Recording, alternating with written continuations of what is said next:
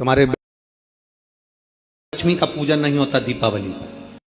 माता लक्ष्मी की जब पूजन करो, जैसी आपके यहां पूजन होती है, जैसे आपके पूर्वज करते आए, जैसे आपके घर के ब्राह्मण देवता, जैसे आपके नगर के ब्राह्मण देवता जिस भाव से पूजन कराते हो, ब्राह्मण पूजन कराने आते हो तो ठीक, ना आते हो तो आपके घर में आप स्वयं जैसे माता लक्ष्मी का पूजन करते हो वैसे करो। पर 2 दिन जो आपने धनतेरस पर जो सिक्का रखा है थाली में, वैसा की वैसा ही सिक्का आपने रूप 14 के दिन थाली में रखा है, वही की वही थाली दीपावली के दिन भी पूजन में जैसी आप पूजन जमाते हो वैसे की वैसे ही जमाओ, जैसे करते हो वैसे की वैसे ही करो। पर साथ में वो पूजन की थाली एक पाटे पर लाल वस्त्र बिछाकर, चौक पूर कर, बड़े प्रेम से अन्न का दाना रखकर वो थाली वापिस रखिए। और दीपावली के दिन भी वैसी की वैसी ही पूजन करना है। आप अपनी पूजन जैसे करते हो वैसा करो, पर साथ में वही कंकु, चावल, रोली, मोली, हल्दी सब चढ़ाकर भगवान को बड़े प्रेम से जो सिक्के रखे हैं उन सिक्कों की पूजन वैसी की वैसी करना है जो 2 दिन से आप करते आ। बस इतना याद रखें कि दीपावली के दिन जो आप लक्ष्मी का पूजन करें, उसमें लक्ष्मी जी के सीधे हाथ की ओर घी का अखंड दीप, लंबी बत्ती का, और लक्ष्मी जी के उल्टे हाथ की तरफ तेल का लंबी बाती का अखंड दीप जलाना। अखंड दीप माता लक्ष्मी का जला। लक्ष्मी जी के उल्टे हाथ पर काय का दिया आएगा?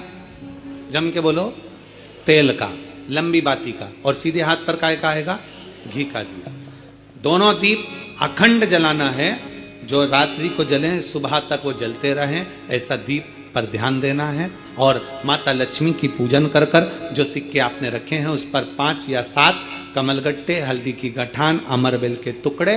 पर इस पूजन में आपको हरी मूंग, खड़ी जो मूंग आती है हरी, उसको भी थोड़ा सा समर्पित करना है, और खड़ा धना और गुड़ की थोड़ी सी डली ये भी समर्पित करना। जो कमल का पुष्प हो, जो पुष्प आपके पास में हो लाल कलर का, वो माता लक्ष्मी को समर्पित करना है। चावल सफेद नहीं, पीले कलर कर भगवान माता लक्ष्मी को समर्पित करना है। हल्दी और कुंकु माता लक्ष्मी को समर्पित करना है, और माँ को भोग लगाकर बड़े प्रेम से माता की आरती कर कर, झोली पसार कर प्रणाम करना है। प्रणाम कर कर जब आप पूजन पूर्ण हो जाए, बड़े प्रेम से आनंद से आप लोग भोजन आदि सब करने के बाद में रात्रि का जो समय रहे, दीपावली की रात्रि का 11 बजे के बाद 11:30 से लेकर 12:30 के बीच में प्रयास करना कि किसी भी एक वृक्ष के नीचे, या तो पीपल या बेलपत्र या आंवला, किसी भी एक वृक्ष के नीचे रात्रि के समय पर जाकर एक दीप अवश्य लगाना घी का, और वापिस लौट कर आकर प्रयास करना कि कोई एक सिक्का, कोई भी 1 रुपया 2 रुपया, कोई भी घर में चारों तरफ घुमाने के बाद वो सिक्का अपनी अलमारी में, तिजोरी में या दुकान में जिसमें आप रख सकते हो उसको रखना। फिर अगले वर्ष आपसे बात करेंगे कि वो तिजोरी खाली तो नहीं हुई, बाबा ने भंडार भर कर रखा कि नहीं, उसने भरा कि ना भरा। प्रयास करें। लक्ष्मी पूजन का बस पूजन जैसे करते हो, आपके जैसे ब्राह्मण ने बता दिया, जैसे माता पिता ने बता दिया, जैसे पूर्वजों ने बता दिया, जैसे घर में करते आए हो वैसी की वैसी लक्ष्मी पूजन करो। ज्यादा ढोंग प्रपंच में नहीं पड़ना, किसी ने कहा ऐसा कर दो ना, किसी ने कहा वैसा कर दो ना। अपने आनंद के साथ आप लक्ष्मी की साधारण पूजन जैसे करते आए हो वैसी की वैसे करो। बस वो सिक्के की पूजन आपको 5 दिन तक करना है। तो दीपावली के दिन कौन सा दिन हो जाएगा? 3रा दिन पूर्ण हो जाएगा। फिर पड़वा के दिन का नियम, फिर दूज के दिन का नियम अभी अपन कथा में सुनेंगे। नियम से धारण कर कर माता लक्ष्मी का स्मरण करिए। चोल राजा माणिक मोती सोना चांदी हीरा पन्ना भगवान को समर्पित कर रहा, और विष्णुदास के पास में कुछ है नहीं। मंदिर में झाड़ू लगा देना, बुआरी लगा देना, शिवालय में जाकर शंकर जी को जल चढ़ा देना, नारायण के चरणों में जाकर तुलसी दल समर्पित कर देना।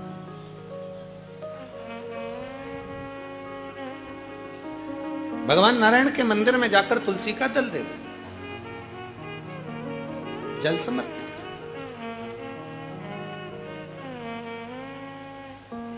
कार्तिक का महीना हो, दामोदर मास हो, प्रयास करो तुलसी के जड़ में, तुलसी के पौधे में जल अवश्य समर्पित करें।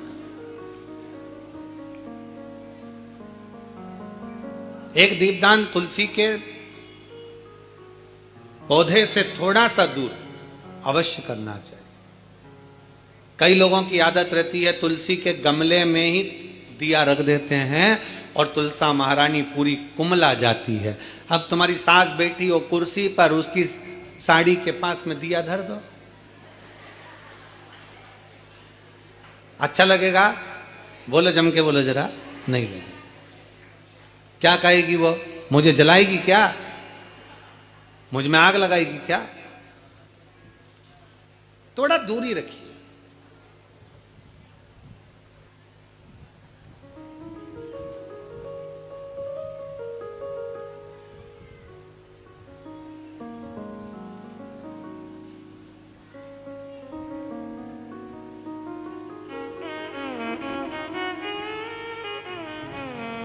कल हमसे कोई पूछ रहा था, गुरुजी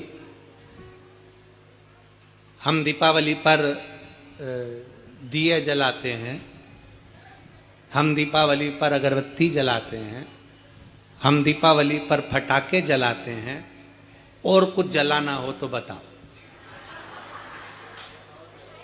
अब वो तो लोग हैं, कुछ भी पूछ सकते हैं, उनका मन। तो हमने भी कह दिया, एक काम करो, तुम्हारे आसपास के जितने तुमसे जलते हैं उनको बुला लो, कुछ जलाने की जरूरत ही नहीं पड़ेगी, वो खुद तुम्हारा घर देखकर चल के चले जाए। क्या जलाओगे? और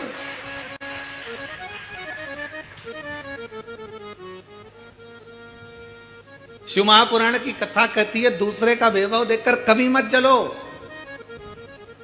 बल्कि भगवान से प्रार्थना करो, बाबा ऐसी कृपा करना मेरे कुबेर भंडारी कि तू हमारे नगर, शहर, गांव, देश, प्रदेश और हमारा पूरा भारत देश उन्नति में आगे बढ़ता चले जाए, ऐसी कृपा करो। बाबा से प्रार्थना करो। ये भीतर की प्रार्थना है, अपने भीतर की प्रार्थना।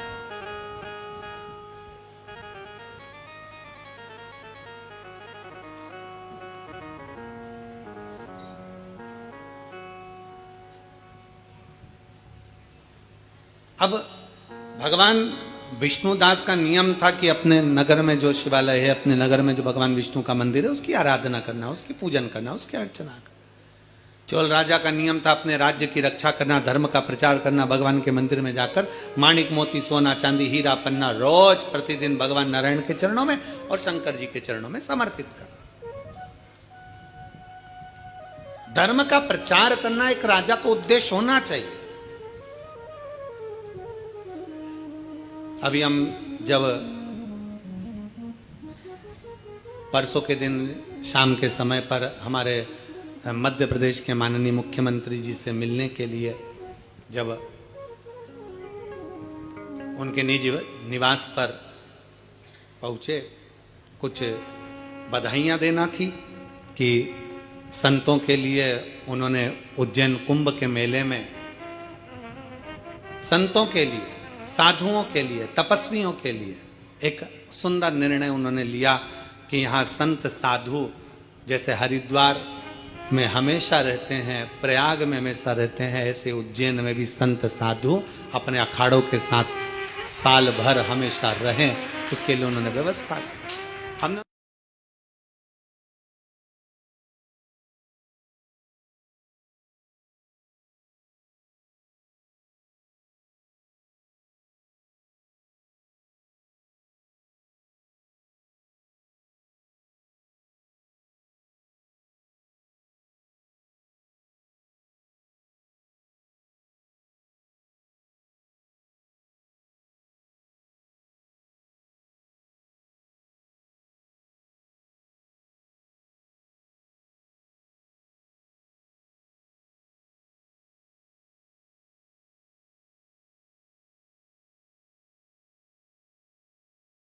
बेटे को, तुम्हारे पति को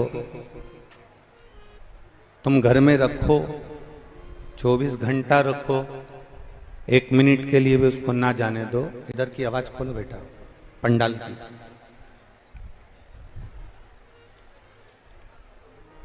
तुम्हारा बेटा घर के अंदर रहे,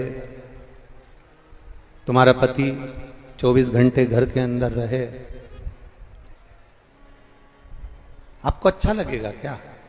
अरे बोलो तो जम के, नहीं लगेगा। बेटा अगर 24 घंटे घर के अंदर पड़ा हुआ है, बैठा हुआ है, सो रहा है, तो आपको अच्छा नहीं लगेगा। पति अगर घर के अंदर पड़ा हुआ है, बैठा हुआ है, सो रहा है, तो आपको अच्छा नहीं लगेगा। भगवान तुम्हारे घर के अंदर रहे, ये भगवान को अच्छा नहीं लगता। भगवान कहते हैं मुझे घर के अंदर मत रखो, रखना है तो तुम्हारे दिल के अंदर रखो।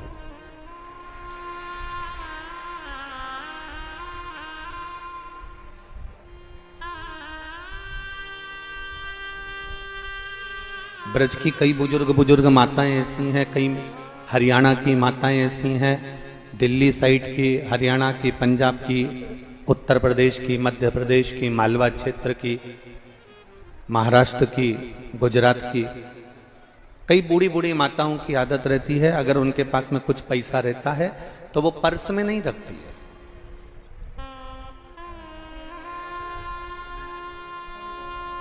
उनके पास में अगर धन है, उनके पास में कुछ 10 रुपए, 50 रुपए, 20 रुपए, कोई खुला पैसा, कोई ज्यादा पैसा है, तो वो माँ अपने पर्स में नहीं रखती।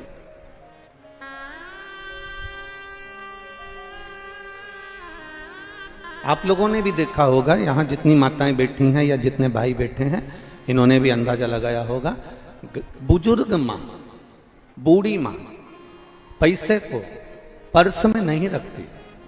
बुजुर्ग माँ, बूढ़ी माँ पैसे को अपने पल्लू में बांध कर रखती। बोलो सही है? कहां बांधा उसने? अपने रुपट्टे में बांध लिया, अपने पल्लू में बांध लिया। अपने एक सिर पर जो रुपट्टा होता है, जो पल्लू होता है, जो साड़ी का पल्लू होता है, उस पल्लू में बूढ़ी माँ पैसे को बांध लेती।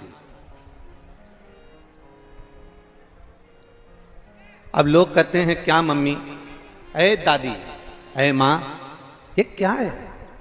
एक से बढ़कर एक पर्स घर में रखे हुए हैं, एक से बढ़कर एक पर्स बैग रखे हुए हैं, आप पैसा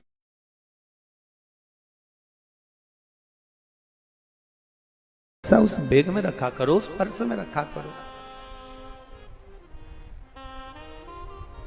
माँ, इस पैसे को तुमने पल्लू में क्यों बांधा? बहू पैसे को पर्स में रख रही है, बेटियां पैसे को पर्स में रख रही हैं, पर बूढ़ी माँ पैसे को पर्स में नहीं रख रही है, वो पैसे को अपने पल्लू में बांध कर रख रही है। क्योंकि बूढ़ी माँ को मालूम है पल्लू को तुरंत खोलूंगी, रुपया निकालूंगी, दे दूंगी, बचेगा, वापिस बांध लूंगी। ये मेरा पल्लू कहीं छूटने वाला नहीं है, ये मेरा पल्लू कहीं रहने वाला नहीं है। चमड़े का पर्स, चामड़े का पर्स जिसमें तुमने पैसा रखा, वो चामड़े का पर्स तो कपड़े वाले की दुकान पर छूट सकता है, चामड़े का पर्स केले वाले की दुकान पर छूट सकता है, चामड़े का पर्स किराने वाले की दुकान पर छूट सकता है, चामड़े का पर्स ऑटो में, गाड़ी में तुम कथा सुनने आ रही थी, दुकान पर कहीं छूट सकता है, दर्शन करने गई कहीं छूट सकता है। चामड़े का पर्स कहीं पर भी छूट जाएगा, पर पल्लू में बंधा हुआ पैसा कहीं छूटेगा क्या?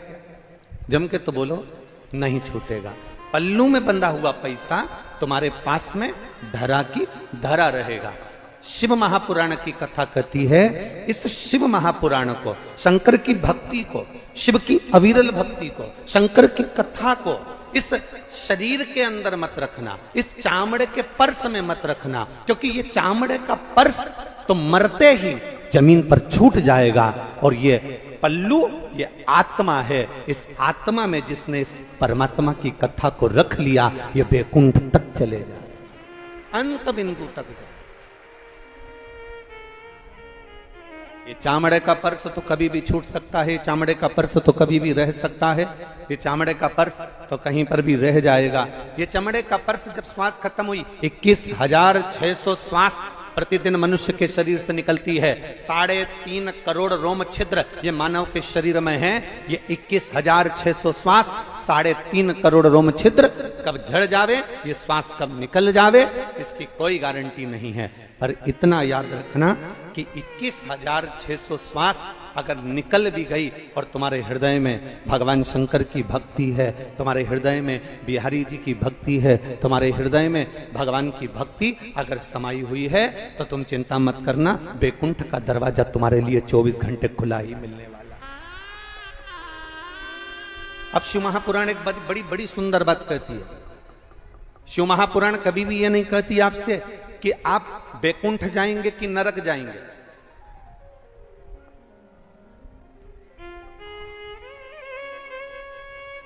और बैकुंठ तो सीहोर वाले महाराज ने भी नहीं देखा।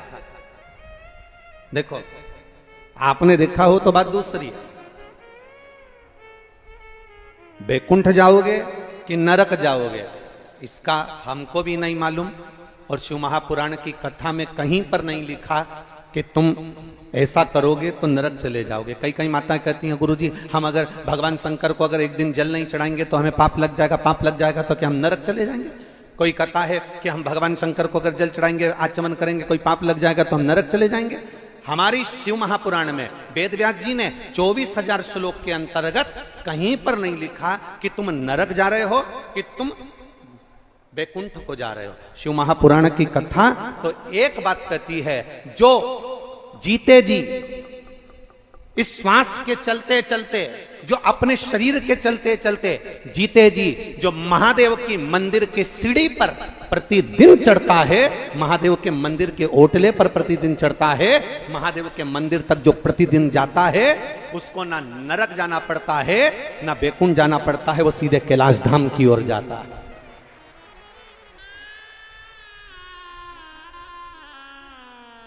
स्वर्ग की कामना किसको? स्वर्ग में मिलता क्या है?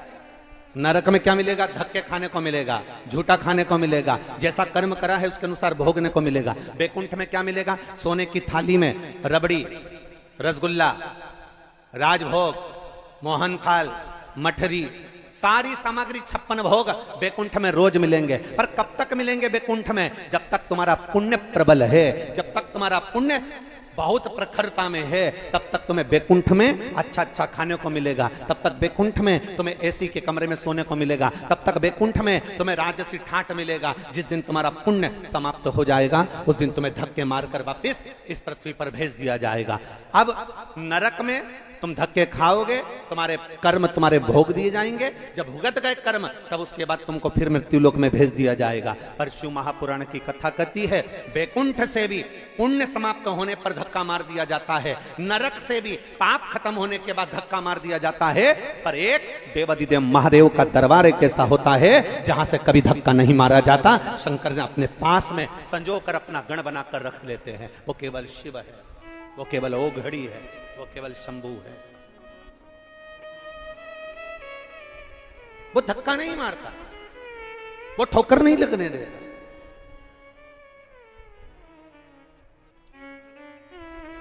आज कोई कह रहा था, गुरुजी आपने सारे विश्व के लोगों के हाथ में एक एक कलश, एक एक लोटा पकड़ा दिया पानी का। हमने कहा जब से उन्हें कलश पकड़ा है तब से उनके हृदय का क्लेश समाप्त हो गया है। ये कलश पकड़ने का भी एक आनंद है। जब से कलश पकड़ा तब से क्लेश चले गया। कलश हाथ में है, लोटा हाथ में है। और हम तो फिर कहेंगे, तुम्हारे घर के बच्चों को संस्कार दीजिए, तुम्हारे घर के बच्चों को ज्ञान प्रदान करिए, तुम्हारे घर के बच्चों को अगरबत्ती पकड़ाना प्रारंभ करो, तुम्हारे घर के बच्चों को एक लोटा जल पकड़ाना प्रारंभ करो। जिसके घर के बच्चे बचपन में भगवान के मंदिर में अगरबत्ती पकड़ लेते हैं, जिसके घर के बच्चे भगवान की चौखट पर अगरबत्ती पकड़ लेते हैं, उसके घर के बच्चे कभी चौराहे पर खड़े होकर सिगरेट और बीड़ी नहीं पकड़ते हैं। ये याद रखना। माता पिता से छुपकर, गाड़ी भुड़ भुड़ कर कर, गली में चुपचाप से खड़े होकर चारों तरफ के गाड़ी के कांच लगाकर उन्हीं के बच्चे सिगरेट और बीड़ी पीते हैं जिनके घर के बच्चों ने बचपन में उनको अगरबत्ती पकड़ना नहीं सिखाया, जिनके घर के बच्चों को घर के संस्कार नहीं मिल पाए। आज की 6th क्लास में पढ़ने वाला बच्चा, 8th क्लास में पढ़ने वाला बच्चा, 10th क्लास में पढ़ने वाला बच्चा, 12th क्लास में पढ़ने वाला बच्चा छुपकर माता पिता से कहीं सिगरेट, कहीं बीड़ी, कहीं चिलम, कहीं नशा कर रहा है। छोटे छोटे बच्चे, कौन ने दिया इनको ज्ञान? कौन ने भेज दिया इनको उस बीड़ी और सिगरेट तक?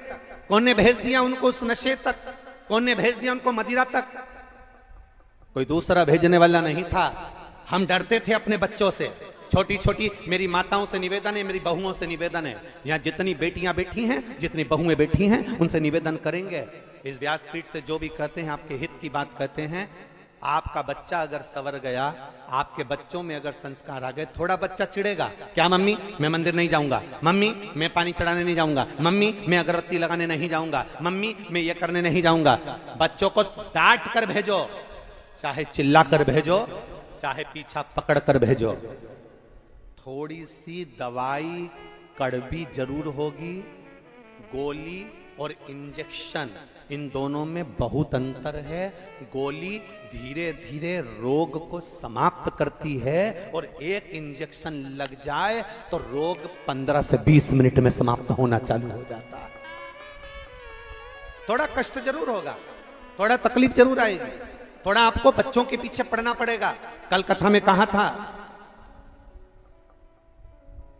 अच्छी सीख देने के लिए बच्चों के पीछे पड़ना पड़ता है, बुरी सीख बच्चों को पीछे पड़कर नहीं दी जाती, बुरी सीख तो बच्चे अपने आप सीख लेते हैं। आज इस पत्र में एक पत्र आया है, बड़ी सुंदर बात उसमें लिखी है।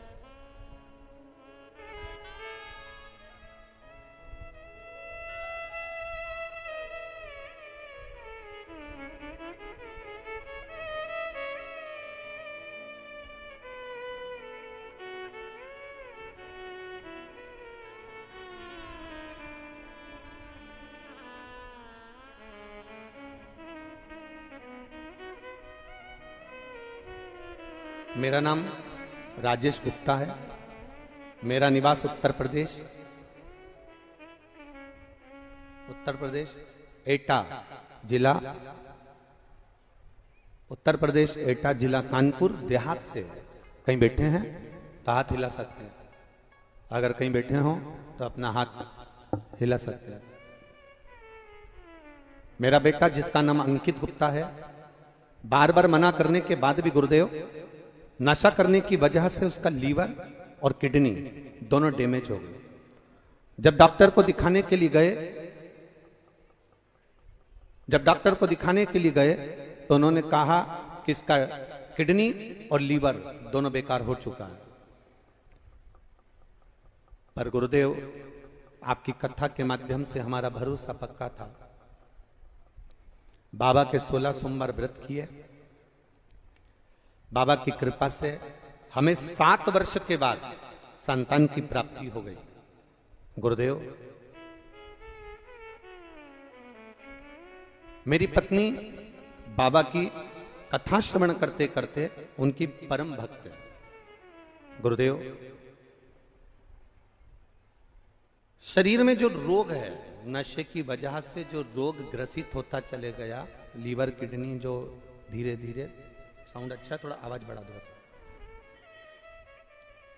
धीरे धीरे जो लीवर किडनी डैमेज हो गया था, अब विचार करा कि ये लीवर किडनी जब पूर्ण तरह से डैमेज हो गया है, शरीर काम नहीं कर रहा है, तो इसको करें तो कैसे इसको वापस प्रबल करें। तब मन में आया सीहोर जाएं और वहां से रुद्राक्ष लाएं। गुरुदेव, लोग तो हंसते हैं आपके रुद्राक्ष के ऊपर कि थोड़ा प्रेशर बढ़ लगा, आपके रुद्राक्ष के ऊपर लोग तो हंसते हैं, पर गुरुदेव उस रुद्राक्ष ने तांबे के कलश में जल गलाना, रुद्राक्ष डालकर शिव जी को चढ़ाना, उसका जल पीना। बाबा की कृपा ऐसी हुई है कि लीवर और किडनी दोनों काम करना प्रारंभ कर दी है। ये शिव तत्व है। अब हॉस्पिटल से भी छुट्टी हुई, बाबा की कृपा हुई। शिव तत्व इसी को कहते हैं, ओघड़ी इसी को कहते हैं।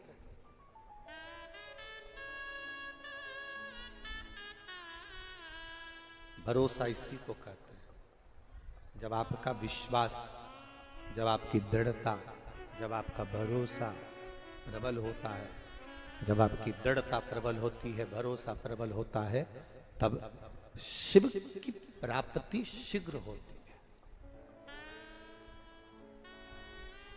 आज इस कथा के पंडाल में लगभग 3-4 लाख लोग भक्त इस कथा के पंडाल में कथा सुन रहे हैं। पंडाल में जगह नहीं है तो लोग जो साइड का, हाईवे के साइड की जो रोड है वो पूरी रोड भरी पड़ी हुई है। हम कहेंगे आस्था चैनल वालों से कि बाहर के भी भक्तों का आप जरूर दर्शन एलईडी पर भी और आस्था चैनल पर भी कराते रहे। लाखों भक्त। अब आप जो आए हैं कथा को श्रवण करने के लिए, आप जो पहुंचे हैं भगवान की कथा को सुनने के लिए, आप जो पहुंचे हैं भगवान की कथा को श्रवण करने के लिए, आपका विश्वास जागृत हुआ तब तो आप कथा में पहुंचे हो। आपका विश्वास प्रबल हुआ तब तो आप कथा के अंदर पहुंचे हो। जब विश्वास प्रबल होता है तब परमात्मा का साक्षीकरण होता है।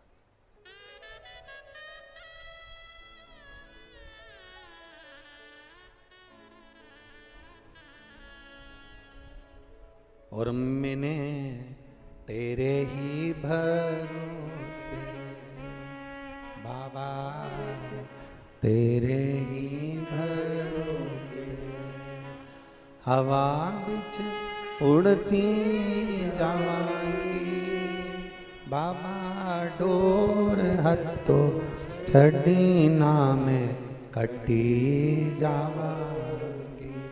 भोले मैं तेरी पकड़, शंभो मैं तेरी पकड़। ये हमारा विश्वास दृढ़ हुआ है, ये हमारा भरोसा पक्का हुआ है। जब विश्वास दृढ़ होता है परमात्मा को मिलने में देरी नहीं।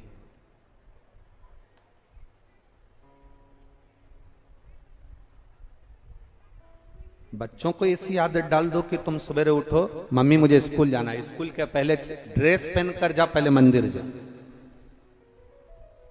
जिसके बच्चे मंदिर का दरवाजा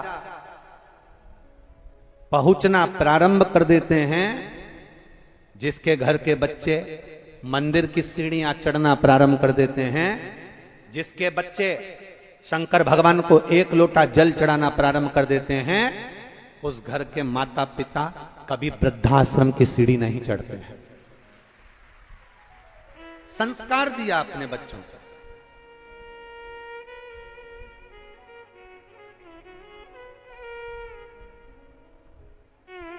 कितना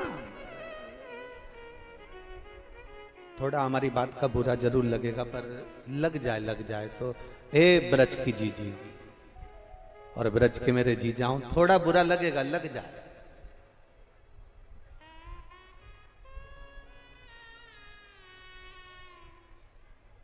बेटे तो बेटे, आज के समय में इतनी विद्या को गलत मत सोचो, विद्या गलत ना समझो।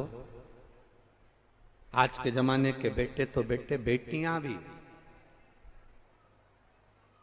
गाड़ियां खड़ी कर कर कहीं गलत सिगरेट बीड़ी कुछ गलत व्यसन की ओर जा रही है। हमारा निवेदन, तुम्हारे गर्भ से जन्म लेने वाले बच्चे, तुम्हारे गर्भ में जन्म लेने वाले बच्चों पर उस धुएं का गलत असर जब आपके उदर में होगा, आपकी बच्चादानी में होगा, कहीं लीवर कहीं किडनी, आपका भीतर का उदर के भीतर का अंश खराब होगा, तो बच्चों पर क्या असर होगा? थोड़ा सा आपके माता पिता ने बहुत भरोसा रखकर आपको पढ़ने भेजा है,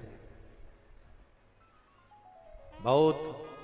आपके माता पिता ने भरोसा रखकर आपको पढ़ने के लिए भेजा है, आपके माता पिता ने आपको अच्छी एजुकेशन के लिए भेजा है, आपके माता पिता ने बड़ी बड़ी आपको अच्छे से अच्छे कॉलेज, अच्छे स्कूल में भेजा है। जितना माता पिता की कैपेसिटी नहीं उतना खर्चा कर कर माता पिता तुमको पढ़ा रहे हैं। तुम्हारे गलत शौक के कारण आपके माता पिता को कुछ उंगली ना उठ जाए।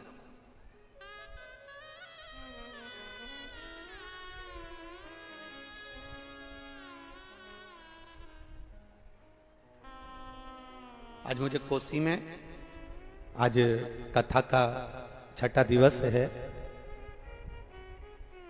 सुभाष चंद्र जी अग्रवाल जी और सौरभ जी अग्रवाल जी इस कथा को करवा रहे हैं। आज आपकी कोसी में हम एक बात जरूर कहेंगे, हमको अच्छा लगा ये कोसी में। आज सुबह एक बहू जब सबसे मिल रहे थे तब एक बहू हाथ जोड़कर निवेदन कर रही थी, गुरुदेव हमारे ससुराल में आशीर्वाद देना कि हमारा ससुराल हमेशा खूब सुखी रहे और शंकर की भक्ति करता रहे। जब उस बहू के मुख से सुना, जब उस बहू के मुख से श्रवण करा, जब उस बहू के मुख से श्रवण किया तो बड़ा अच्छा लगा।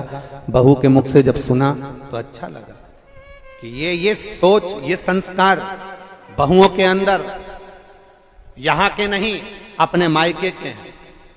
आज बहू अगर कह रही है कि हमारा ससुराल सुखी रहे, हमारा परिवार सुखी रहे, तो ये उसके यहाँ के संस्कार नहीं, अपने माता पिता के घर के संस्कार हैं जो बहू के अंदर आते हैं। और बहू कहती है कि मेरा ससुराल सुखी रहे, मेरा परिवार सुखी रहे, ऐसा वर दीजिए। ये संस्कार हमारे भीतर होना चाहिए।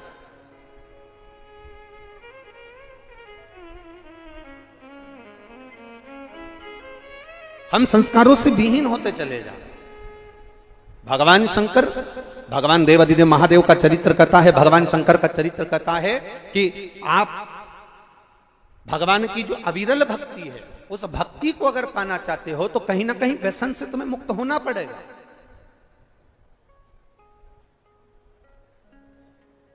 शिव कथा कह रही है,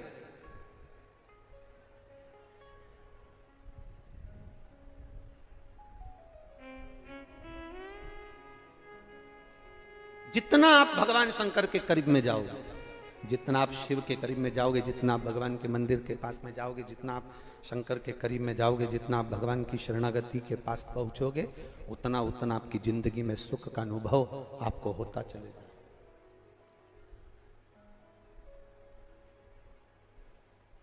आप सब दुकान करते हो, धंधा करते हो, नौकरी करते हो, उसके बाद अपने घर जाते हो कि नहीं जाते हो? जम के बोलो जरा। आप में से कितने लोग हैं जो दुकान करने के बाद घर नहीं जाते? कोई है ऐसा जो दुकान करता है और दुकान पे सो जाता है? अरे बोलो, जम के तो बोलो। कोई है? दुकान करने के बाद कहां जाते हो? घर जाते हो। नौकरी करके कहां जाते हो? घर जाते हो। दुकान करके, नौकरी कर कर, शादी कर कर, सब कर्म कर कर आप अपने घर जाते हो। अच्छा काम करते हो तो भी घर जाते हो, बुरा काम करते हो तो भी घर जाते हो, नौकरी करते हो तो भी घर जाते हो, दुकान करते हो तो भी घर जाते हो, फैक्ट्री पर जाते हो तो भी घर जाते हो। जैसे अच्छा बुरा बेकार नौकरी पैसा जो कर रहे हो उसके बाद अपने घर जरूर जाते हो, उसी तरह प्रतिदिन देवादिदेव महादेव के मंदिर में भी रोज जाओ। क्यों? अच्छा बुरा कैसा भी करोगे, महादेव तुम्हारा पिता है, तुम्हें गले से लगाता रहेगा और तुम्हारे पाप को धोता रहेगा। शिव तुम्हारे कर्म को धोता रहेगा, शिव भगवान शंकर तुम्हारे पाप कर्म को धोता रहेगा। कल वृंदावन बिहारी लाल जी के दर्शन किए, श्री रंगेश्वर महादेव जी के दर्शन किए, श्री भूतेश्वर महादेव जी के दर्शन किए, श्री गोपेश्वर महादेव जी के दर्शन किए। फिर मन में भाव उत्पन्न हुआ, परम पूज्य ब्रजरस, इस ब्रजरज के सिरमौर, इस ब्रजरज के मणिरत्न मलुक पीठाधीश्वर पूज्य 1008 संत शिरोमणि श्री राजेंद्र दास जी महाराज जी के पास जाए। जब उनके पास पहुंचे, प्रणाम किया, नमन किया, उनका आशीर्वाद प्राप्त किया, तो बड़ी सुंदर बात उन्होंने कही।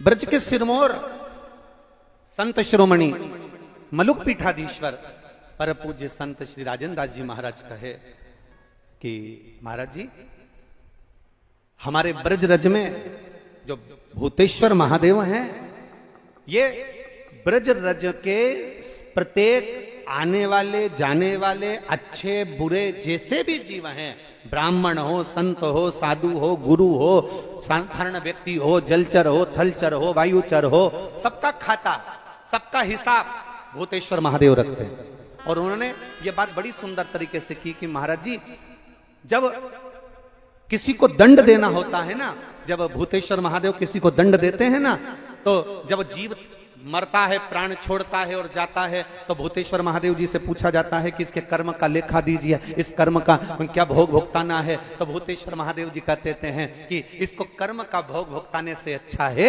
इसको एक काम करो कि इसको वापिस कहीं ना कहीं जनमानस की सेवा में लगा दीजिए। ये जब संसार के लोगों की सेवा करेगा तो अपने आप भगवान की विरल भक्ति को पाकर फिर मोक्ष पा लेगा। ये उसका एक सुख है।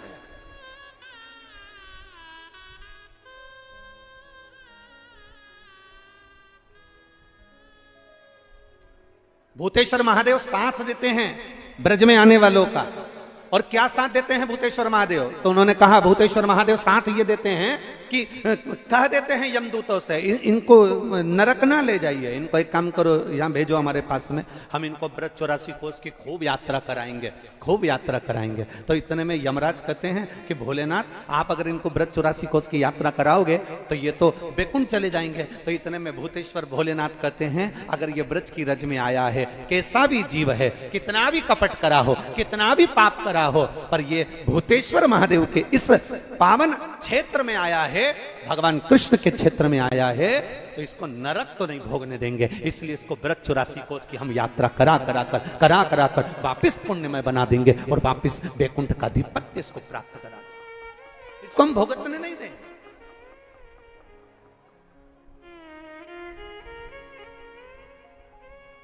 इसको हम भटकने नहीं देंगे। मेरा शिव करता ही ऐसा, मेरे बाबा भोलेनाथ करते ही है। कितना सुंदर भाव कहा महाराज जी की एक बार ब्रज में बड़ा सुंदर रास की तैयारी थी और खूब सुंदर रास होता था। और उस रास में पार्वती मैया, लक्ष्मी मैया, सरस्वती मैया, इंद्राणी, सारी देवियां सुंदर सुंदर रूप धारण कर कर ब्रज की रज में रास करने के लिए आ जाती।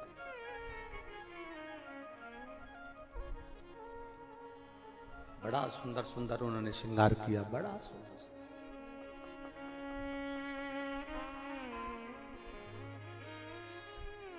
बहुत सुंदर सुंदर श्रृंगार।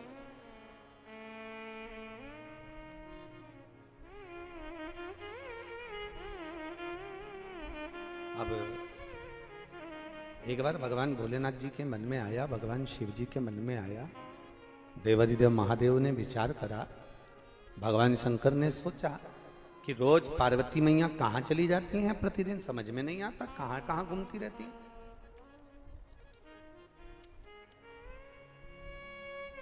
बाबा को थोड़ा सा लगा कि पार्वती रोज प्रतिदिन मेरे साथ प्रदोष काल में घूमने जाती थी और प्रदोष काल में मेरे साथ घूम के आने के बाद तो जब आती थी तो बैठती थी, पर अभी अभी तो कुछ समझ में नहीं आ रहा। ये पार्वती रोज रात्रि के समय पर चली जाती है, आखिर ये जाती कहां है? बाबा भोलेनाथ जी ने तुरंत उसी समय पर भगवान नारायण को आमंत्रित करा। बैकुंठ धाम से कैलाश पर्वत पर भगवान विष्णु पहुंच गए। भगवान नारायण ने पूछा, हर हर महादेव। भगवान शिव ने जैसे ही कहा बाबा आप आए हैं, भगवान नारायण ने कहा बोलिए भोलेनाथ जी क्या बात है। भगवान शंकर ने पूछा, पार्वती जी रोज रात्रि होती है और कहीं ना कहीं चली जाती है। इतने में तो भगवान विष्णु भी बोले, जैसी समस्या तुम्हारी है वैसी समस्या हमारी है।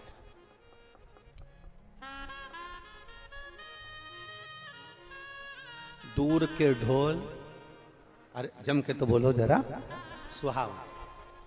जो समस्या तुम्हारी वो समस्या हमारी।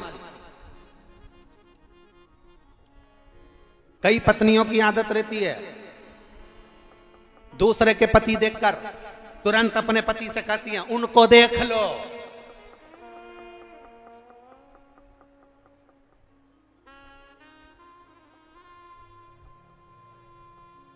तुम्हारे दोस्त कितने अच्छे हैं,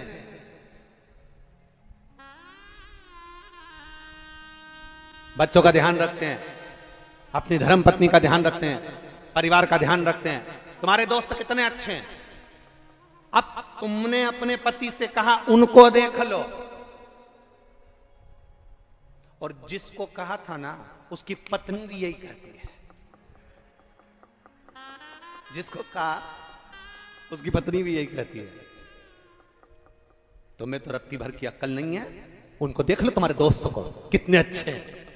इसकी निगाह में उनके पति श्रेष्ठ हैं, उनकी निगाह में इनके पति श्रेष्ठ हैं। ये शॉपिंग की दुकान का वो सामान है जो हमको लगता है कि अच्छा है, जब लेकर जाते हैं और वापरते हैं तब मालूम पड़ता है कैसे। हमको लग रहा है भगवान देवादिदेव महादेव ने कहा ये तुम्हारा गलत कहना है। महादेव जी कहते हैं, शंकर जी ने कहा पार्वती जी ना जाने कहाँ चली जाती है रोज रात्रि को। भगवान नारायण कर रहे हैं ये तुम्हारी समस्या नहीं हमारी भी है। भगवान कर रहे हैं लक्ष्मी जी ना जाने कहाँ चली जाती है। इतने में दोनों देवताओं ने आवाज लगाई ब्रह्मा जी को और ब्रह्मदेव प्रकट हो गए। ब्रह्मा जी प्रकट हुए और ब्रह्मा जी से पूछा ब्रह्मदेव जरा पता लगा कर बताओ पार्वती और लक्ष्मी रात्रि के समय पर कहाँ जाती हैं।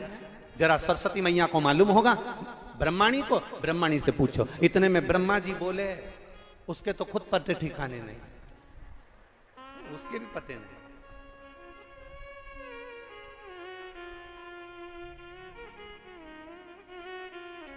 चलो ब्रह्मा जी तुम्हारे बस की बात नहीं है, इंद्रदेव को बुलाया।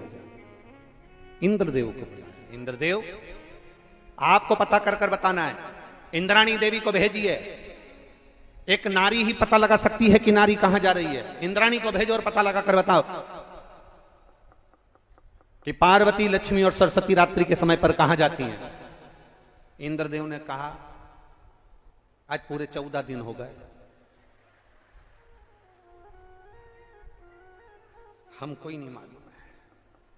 शाम प्रदोष काल होता है, रोज तो प्रदोष काल में शंकर पार्वती का दर्शन करने के लिए बाहर निकलती थी तो सज धज के जाती थी। तो हमको ऐसा लगा कि ये श्रृंगार कर कर दर्शन करने जाती होगी, पर प्रदोष काल के बाद में तो रात्रि के पते ही नहीं पड़ते कि कहां चली गई, मिलती ही नहीं।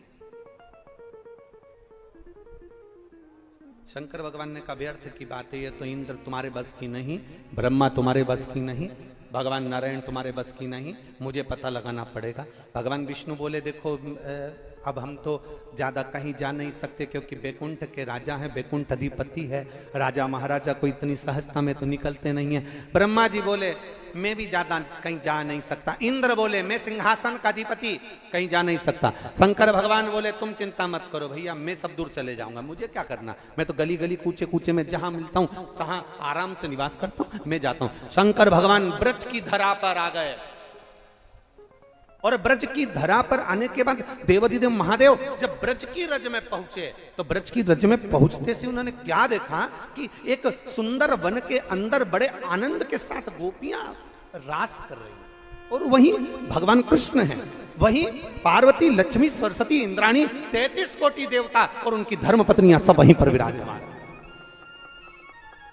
पुरुष एक भी नहीं है, बस एक, वो भगवान कृष्ण है। अब तो शंकर भगवान को लगा मेरे द्वारकानाथ, मेरे ठाकुर, मेरे कृष्ण इस ब्रज की धरा पर रास कर रहे हैं और मैं कैलाश पर बैठा अभी जाता हूं। जैसे ही अंदर प्रवेश करने लगे इतने में ललिता जी वहीं खड़ी थी और ललिता जी ने भगवान शंकर का हाथ पकड़कर पीछे की ओर खींचा। बाबा, ओ बाबा, कहां जा रहे हो? बाबा कहने लगे आप हमें जानती नहीं हो। ललिता जी कहती हम अच्छे से जानते हैं आपको, सारी समस्या का हल एक लोटा जल हो तुम ये मत सोचो कि हम पहचानते नहीं।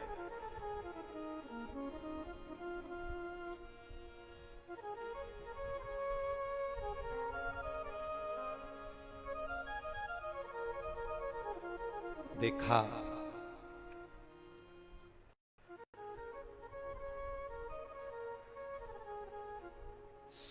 शंकर भगवान ललिता जी को एक टकी लगाकर देखते रहे, एक टकी।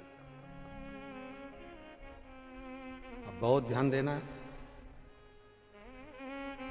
अच्छे से समझ लेना। लोग कहते हैं शिवजी का तीसरा नेत्र खुलता था तो प्रलय आ जाता था। क्या आता था? प्रलय। कहते हैं ललिता जी को देखने के लिए शंकर भगवान अपने तीसरे नेत्र को भी खोल लेते हैं, मात्र उस ललिता का दर्शन करने के लिए। ब्रज की धरा में, ब्रज की भूमि में, ब्रज की धरोहर में अष्ट सखियों में से एक सखी राधा जी की ललिता जी ऐसी हैं जिनका दर्शन करने के लिए भगवान शंकर को भी 3 नेत्र कम पड़ जाते हैं।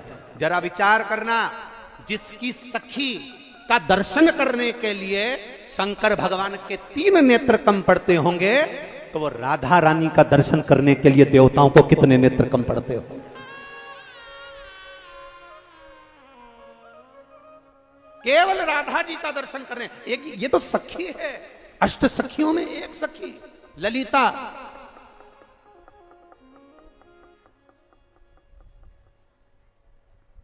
कहते हैं भगवान शिव ने 3 नेत्र खोल लिए। अब लोगों का संशय मिटना चाहिए यहां पर। कई लोग कहते हैं भगवान रुद्र हैं, क्रोध करते हैं, शंकर भगवान का तीसरा नेत्र खुलता है तब सब भस्म कर देते हैं। शंकर जी के व्रत में, पूजन में कोई कमी पड़ जाए, शंकर जी की अर्चना में कोई कमी पड़ जाए तो शंकर जी क्रोध कर देते हैं, शंकर जी भगवान नष्ट कर देते हैं। ये दुनिया के लोगों में फैलाया गया भ्रम है। जो कहते हैं कि शंकर जी का व्रत नहीं करोगे तो वो रुष्ट हो जाएंगे, शंकर जी के व्रत में कमी रह गई तो रुष्ट हो जाएंगे, शंकर जी के व्रत में ये कमी रह गई तो रुष्ट हो जाएंगे। ये लोगों का फैलाया गया भ्रम है कि शंकर जी रुष्ट होते हैं।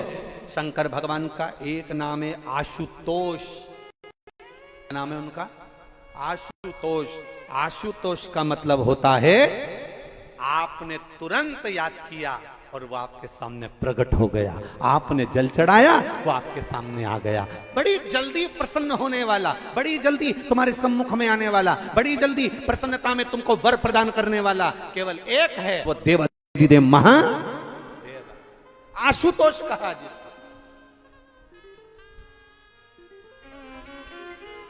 ये दुनिया के लोग बड़े भ्रम फैलाते हैं। दुनिया के लोग भ्रम फैलाया।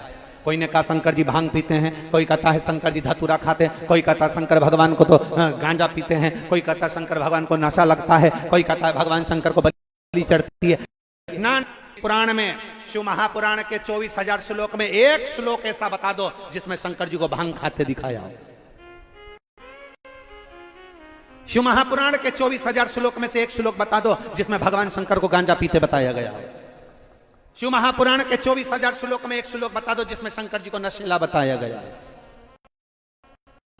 ये लोग है, ये हमारे सनातन धर्म के ऊपर लोग आक्षेप करने वाले लगे हुए हैं। हमारे सनातन धर्म को लोग बदनाम लगे हुए हैं। और मेरा इस ब्रज की रज से संपूर्ण देशवासियों से यही निवेदन है, अगर कोई तुमसे कहे जीते हैं शंकर भगवान नशा करते हैं या शिव जी ये काम करते हैं, तो आप ऐसी पोस्ट को, ऐसी फेसबुक, यूट्यूब पर या इंस्टाग्राम पर या कहीं पोस्ट को कभी किसी को मत भेजो। शंकर कभी ना नशा करते थे ना नशा करने की प्रेरणा देते हैं। शंकर तो राम और कृष्ण की भक्ति में 24 घंटे डूबे रहते हैं। वो नशे से दूर है।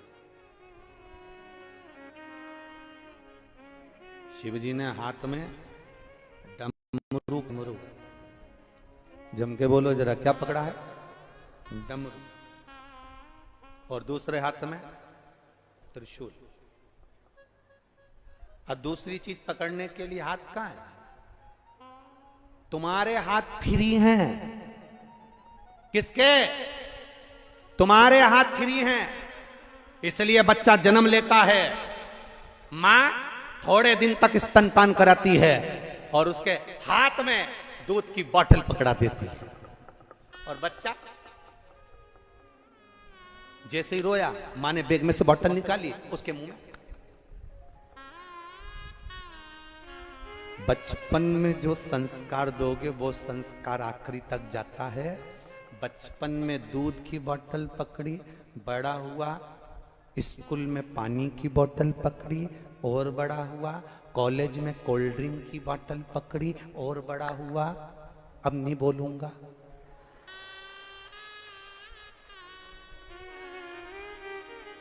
जो बचपन में पकड़ी थी बोतल वो आज तक नहीं छूटी, और दूसरे महाराज से जाकर कह रहे महाराज जी हमारे बेटे की मदिरा छुड़ा दो, नशा करता है, दारू का बोतल छुड़ा दो। कई जगह जाकर तुमने हाथ पर जोड़े, नशा छुड़ाओ, बोतल छुड़ाओ। अब महाराज जी को क्या मालूम यहाँ बचपन से पकड़ाई है। महाराज जी को क्या मालूम कि बचपन से। पहले की माताएं दूध की बोतल नहीं पकड़ाती थी, बच्चे के हाथ में कुछ ना देते हुए छोटी सी कटोरी में छोटी सी चम्मच से दूध माता अपने बच्चे को पिलाती थी, छोटी सी चम्मच से। और जब छोटी सी चम्मच से दूध पिलाती थी तो माँ लोरी गाते गाते अपने बच्चे से कहती थी कि आज मैं भले स्टील की चम्मच से, पीतल की चम्मच से, एक छोटी सी लकड़ी की चम्मच से तुझे पिला रही हूं, पर मेरे लाडले तू मेरी गोदी में सोया है, मेरा महादेव चाहेगा ना तो एक दिन तू चांदी की चम्मच से भी भोजन करेगा, ये मेरा आशीर्वाद है। मां जब एक छोटी सी लकड़ी की चम्मच से दूध पिलाती है अपने बच्चे को, स्टील की चम्मच से, पीतल की चम्मच से दूध पिलाती है, कांसे की चम्मच से दूध पिलाती है, तो कामना करती है मेरा बेटा एक दिन चांदी की चम्मच से भी दूध पिएगा, भोजन करेगा, ये मेरा वर मेरे बेटे को है, मेरे बेटे को आशीर्वाद है। आज के जमाने में माताएं बोतल पकड़ा के अपने काम में लग जाती है, बच्चा पिए तो ठीक, नहीं पिए तो ठीक, दूध यहाँ से बहा, बहता बहता कान में चले गया, मालूम पड़े सुनाई बंद हो गया, बच्चा बिलक बिलक कर रोता रहा, ध्यान दिया नहीं, स्मरण आया नहीं। हम कहां जा रहे हैं? लोग कहते हैं भगवान शंकर तीसरा नेत्र खोलते हैं तो सबको भस्म कर देते हैं, ये तुम्हारा भ्रम है। संसार के लोगों ने महादेव को जाना नहीं है। जिस दिन संसार के लोग भगवान शंकर को जान जाएंगे उस दिन पहचान जाएंगे कि शिव है क्या, शंकर है क्या। दुनिया के लोग नहीं पहचान पाते।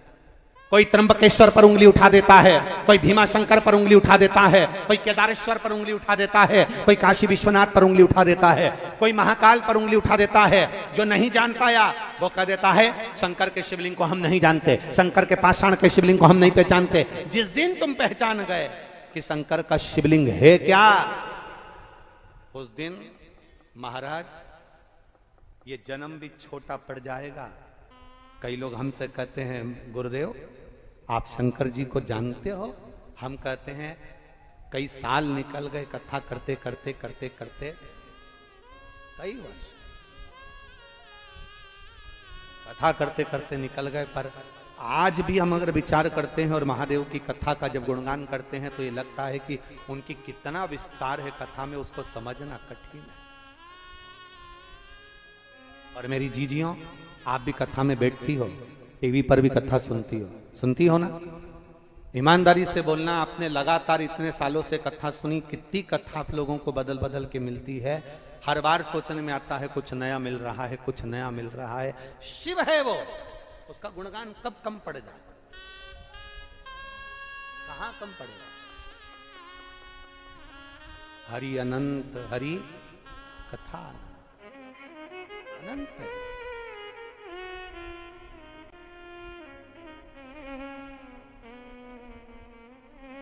आप जितना गुणगान करेंगे उतना कम है। दुनिया के लोग भ्रम फैला रहे हैं, शिव क्रोध करते हैं, शंकर भगवान रुद्र हैं, शंकर भगवान क्रोधी हैं, तीसरा नेत्र खुलता है, जलाकर भस्म कर देते हैं।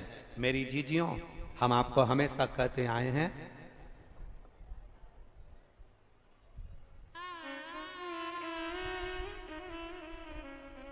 बहुत ध्यान दीजिएगा, ये शिवलिंग जलाधारी एलईडी पर जितने लोग देख रहे हैं वो एलईडी पर स्मरण करेंगे, जितने लोग आस्था चैनल पर देख रहे हैं वो आस्था चैनल पर देखेंगे।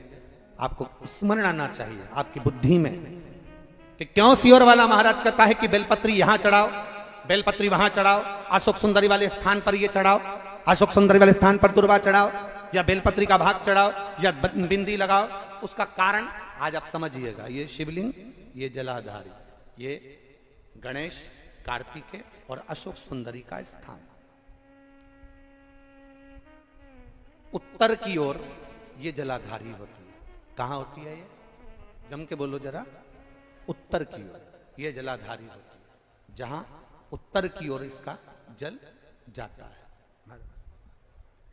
जब हम बेलपत्र को अशोक सुंदरी पर चढ़ाते हैं, शिव जी के शिवलिंग पर इस डंडी के मुख को, जब हमने एक अशोक सुंदरी पर बेलपत्र चढ़ा दी, डंडी का मुख उधर है।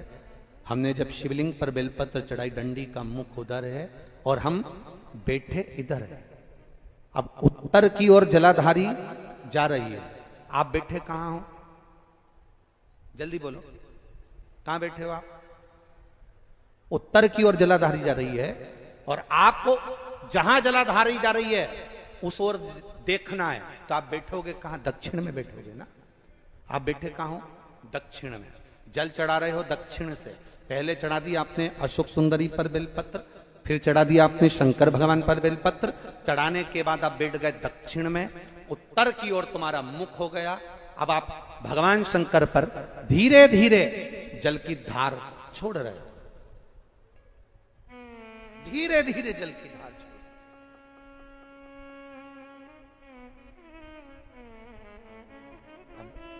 जब आप धीरे धीरे जल की धार छोड़ रहे हो, अपने मन की कामना कर कर, जब भगवान शंकर को आप जल की धार दे रहे हो, अपने मन की कामना कह रहे हो, तब भगवान देवाधिदेव महादेव अपने तीसरे नेत्र से अशोक सुंदरी को निहार कर उस जल में फल प्रदान कर कर, जब हम जल को झेल कर आचमन करते हैं या रोग मुक्ति के लिए या कोई व्यापार वृद्धि के लिए उस जल को लेकर जाते हैं, तो देवाधिदेव महादेव का तीसरे नेत्र का तेज हमें प्राप्त हो जाता है, जिससे हमारा रोग भी समाप्त होता है और हमारा कार्य भी सफल होता है। अब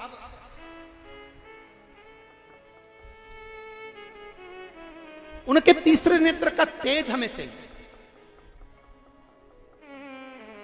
हम कौन? संसार में रहने वाले मनुष्य, हम साधारण मानव हैं। वो तो ललिता जी थी जो भगवान शंकर के तीसरे नेत्र के तेज को उन्होंने ग्रहण करा, देखा, झेला। आप और हम में से किसी की सामर्थ्यता नहीं जो भगवान शंकर के तीसरे नेत्र के तेज को हम झेल सके। झेल लोगे क्या? अरे बोलो तो जम के। नहीं झेल सकते ना, तीसरे नेत्र के तेज को हम नहीं झेल सकते। इसलिए हम कहां बैठे हैं? जम के बोलो जरा, कहां बैठे हैं हम? दक्षिण में। अशोक सुंदरी जलाधारी का मुख उत्तर में, हम बैठ गए दक्षिण में। जब भगवान का तीसरा नेत्र हमारे जल चढ़ाते समय, बाबा मेरा बेटा नौकरी की तैयारी कर रहा है, बाबा व्यापार तकलीफ दे रहा, बाबा बहुत दुखी हूं, धीरे धीरे शंकर को जल समर्पित किया। थोड़ी सी कटोरी हमने जलाधारी के सामने लगा रखी है, उसमें बाबा का चढ़ा हुआ जल बह रहा है। तीसरा नेत्र जब अशोक सुंदरी को देख के, बाप अपनी बेटी को देखेगा चल जाएगा, बाप की दृष्टि अपनी पुत्री पर पड़ेगी तो पुत्री भी निवेदन करेगी। और वो जल जब पड़ा, नेत्र की दृष्टि जब पड़ी अशोक सुंदरी पर, चढ़ा हुआ जल जब नीचे की ओर जाता है, अशोक सुंदरी से लगता हुआ हमारी कटोरी में, पात्र में आता है, उस जल को जब हम झेल कर पीते हैं या घर लेकर जाते हैं, लोग पूछते हैं शिव जी पे चढ़े हुए जल से रोग कैसे मिटता है? उसका कारण केवल एक है, शंकर का तीसरा नेत्र अपने भक्तों के लिए नित्य प्रति हर पल तैयारी में खुलता है। ऐसा नहीं कि बंद रहता।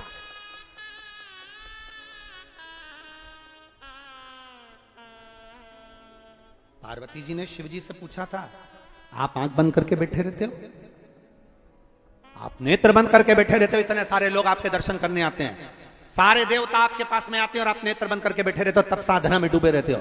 पार्वती जी ने प्रश्न किया था, बाबा आप नेत्र क्यों नहीं खोलते? शंकर भगवान कहते हैं, पार्वती मेरे नेत्र खुलते हैं जब भक्त अपने दिल की बात मेरे सम्मुख में आकर कहता है।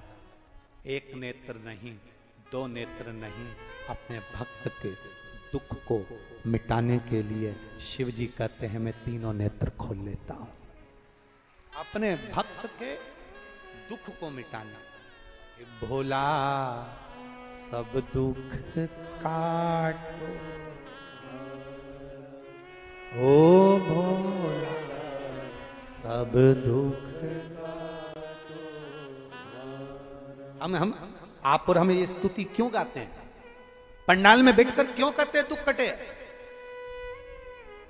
शिव महापुराण के उमाखंड में शंकर भगवान पार्वती जी से करें, पार्वती तुम रुका जी, जिस शिव महापुराण की कथा को चंचुला देवी को सुना रहे हैं बिंदुक की मुक्ति के लिए, सुन पार्वती, ये शिव महापुराण की कथा जिस जगह पर होगी, जितनी घड़ी जितने पल शिव महापुराण की कथा बचती है, उतने पल उतनी घड़ी में काशी, 12 ज्योतिर्लिंग, कैलाश, केदार सब छोड़कर उतनी देर में शिव महापुराण की कथा में यजमान बनकर, श्रोता बनकर बैठता हूं।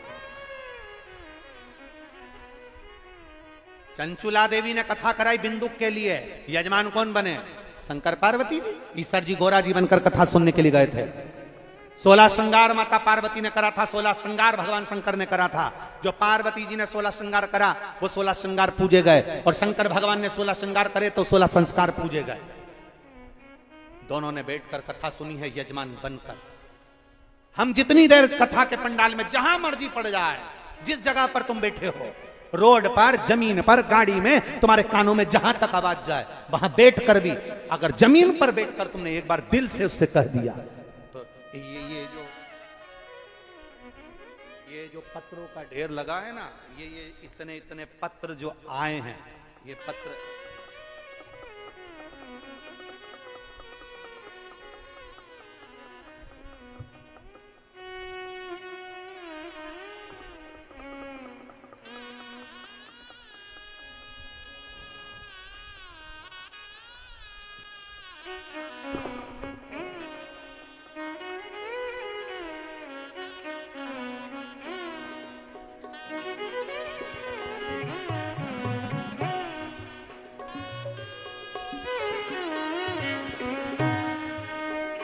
इतने इतने पत्र जो आए हैं ना, जिस दिन तुमने दिल से भूमि पर बैठकर उस देवाधिदेव महादेव से अपने हृदय से, दिल से कह दिया, भोला मेरा दुख काटो, अगली कथा में इन पत्रों में तुम्हारा भी पत्र मिलेगा, यह निश्चित है।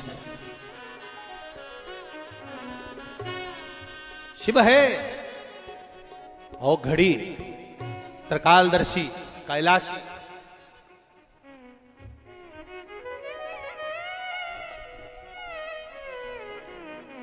वो शंभू है, वो शंकर। भोला सब दुख काटो, ओ भोला सब दुख काटो। शिव शंकर जपो तेरी माला, भोले बाबा जपो तेरी माला, भोला सब दुख काटो, ओ भोला सब दुख काटो। हम जब उसको दिल से पुकारें, दिल से कहें, तो वो दिल से सुनता है।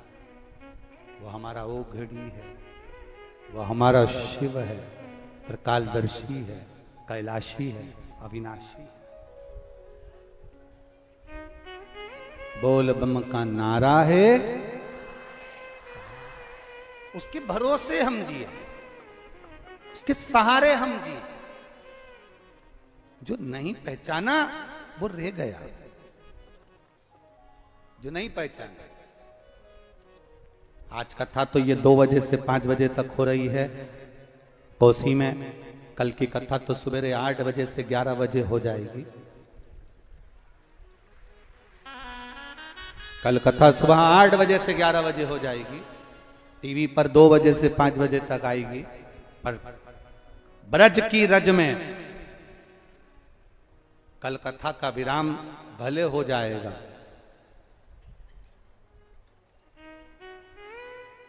जो रह गए वो कल आएंगे कथा सुनने के लिए, क्योंकि उनको मालूम है मेहमान जाते हैं तो जाते जाते बच्चों को 200-500 रुपए देकर जाते हैं। ये शिव महापुराण की कथा जब आखिरी दिन विराम होती है ना, तो बाबा भी किसी की झोली खाली छोड़कर नहीं जाता, लुटा कर चले जाता।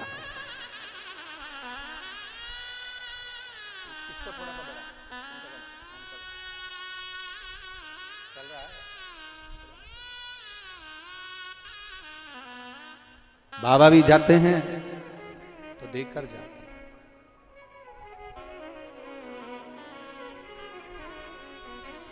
खाली नहीं छोड़,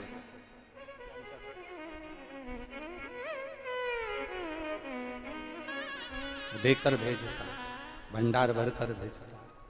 और खाली ना जाता कोई दर से तुम्हारे, खाली न जाता कोई दर से तुम्हारे, मैं भी खड़ा हूँ नन्ही बाहें बसा, अपने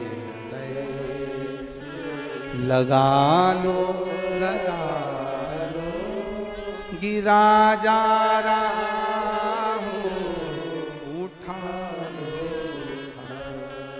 भोले अपने दर अब तो न टालो, गिरी जा रही हूँ उठा लो। अब दिल से पुकारो। ललिता जी को, ललिता जी ने भोलेनाथ जी का हाथ पकड़ा, शिव का हाथ ललिता जी।